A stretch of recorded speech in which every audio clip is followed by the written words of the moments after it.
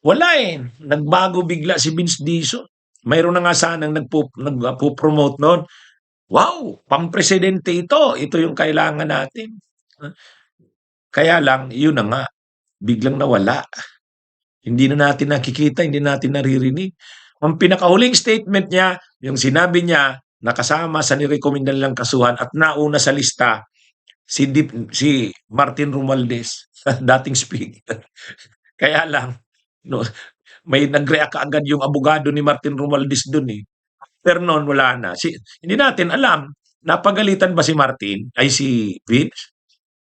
Siguro nasa buon, napagalitan, nanahimik. Ngayon, ah, ang lumalabas ng balita, ayaw na daw ni Vince Dizon sa DPWH, lipat na lang daw sa sayang ano. Sig ha? Ano na eh, sayang kay Vince Dizon. Wala nang maraming paligoy-ligoy pa. Diretso sa punto na. Maiksi lang ang komentaryo, pero diretso sa punto. Maraming kuro-kuro. May tiwali, may totoo. Dito, sa puntong diretso tayo. Punto, diretso.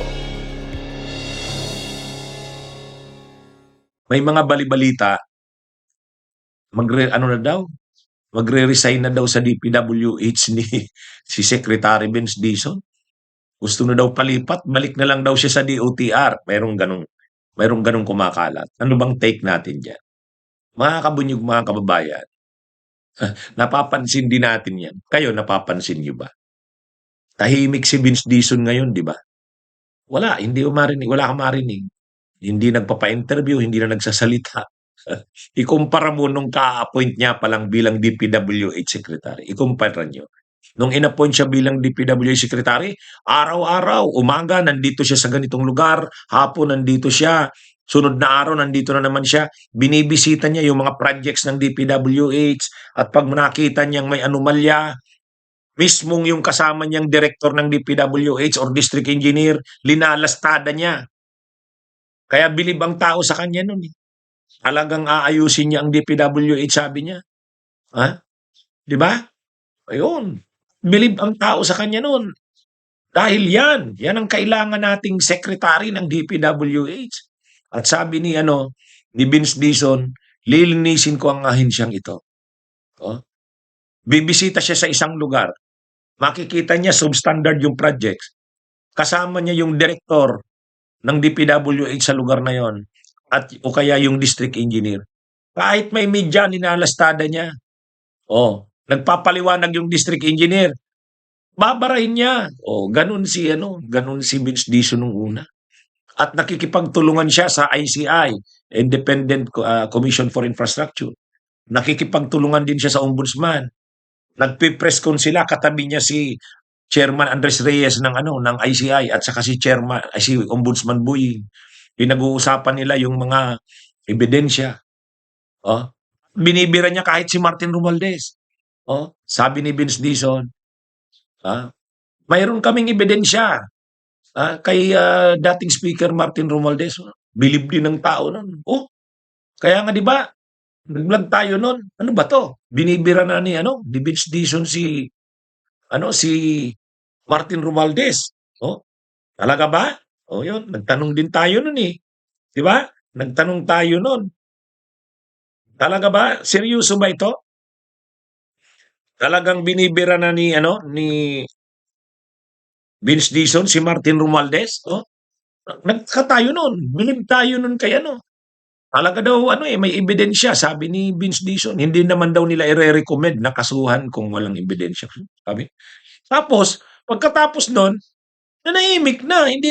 Wala na tayong narinig. Ang sunod nating nakita, nandun sa France, nagbabakasyon. Wala na. Wala nga namang nagbabakasyon pa rin siya. Nakabalik na siguro sa Pilipinas. Pagbalik niya dito, dapat nakita na naman natin yung niya, sigasig niya. Wala eh. Nagbago bigla si Vince Dizon. Mayroon na nga sanang nagpo-promote noon. Wow, pampresidente ito. Ito yung kailangan natin. Kaya lang, yun na nga, biglang nawala. Hindi na natin nakikita, hindi natin naririnig. Ang pinakahuling statement niya, yung sinabi niya na kasama sa nirekomenda nilang kasuhan at nauna sa lista si Martin Romualdez, dating speaker. Kaya lang, no, may nag-react kaagad yung abogado ni Martin Romualdez dun eh. Pero noon wala na. Hindi natin alam, napagalitan ba si Martin, ay si Vince? Siguro nasabon, napagalitan, nanahimik. Ngayon, ah, ang lumalabas ng balita, ayaw na daw ni Vince Dizon sa DPWH, lipat na lang daw sa sayang ano. Sig ah, ano na sayang kay Vince Dizon. Pero hindi din natin alam kung totoo nga ba itong balita na aalis na daw ng DPWH. Siguro na-realize niya yung totoo, yung totoo sa mundo ng gobyerno at ng politika. Una, hindi niya pwedeng kalabanin ang mga regional directors, mga district engineers, kasi siguro nare-realize niya nagagalit sa kanya ang mga tao sa DPWH. Ikaw sekretary namin, kinakalaban mo kami. Oh, siguro may nag-advise sa kanya, ano 'yun, wag gano'n kasi kailangan makita rin ng mga tao ng DPWH pinagtatanggol mo sila. Lahat kalaban niya, eh. Oh, di siyempre papaano mo makukuha ang cooperation ng ahensya. Pero gusto sana ng tao sa kanya 'yon, na ibig sabihin lilinisin niya ang ahensya niya. Kaya lang biglang nagpreno, eh. Oh, pangalawa, talagang seryoso siya. Si Martin Romualdez nasa lista ng rerekomendang kasuhan. Nag-press con pa siya niyan. Oh, ta's ngayon wala na. O siguro napagsabihan siya. O, mas mataas na opisyal ng Malacanang sigurado ang nagsabi sa kanya niyan. Medyo renda ka, preno ka. Oh, 'di ba? Tapos siguro marami nang nakakapansin niyan, nahihiya na siguro si Vince Dizon kasi maraming nakakapansin, aalis na lang siya sa DPWH. Ah, wala pa namang confirmation, ito'y bali-balita lang. Ah, Bunyog, bunyog, halikan na kasama ka. Bunyog, kapag buklod ay may pag-asa. Luzon, Visayas, Mindanao, isa ang pananaw.